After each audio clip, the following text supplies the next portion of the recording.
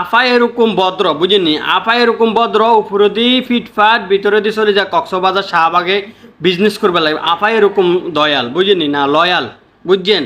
কারণ কি, আফা 28 minute live করছে, 28 মিনিট লাইভের ভিতরে আফা মানে 28 × 56 বার সে অন্যায় ঠিক করতেছে, মানে ইয়েদি দেওয়া যায়, ইয়েদি দেওয়া যায়, ইয়েদি দেওয়া যায়, মানে আফা এরকম দয়াল, বুঝছেননি?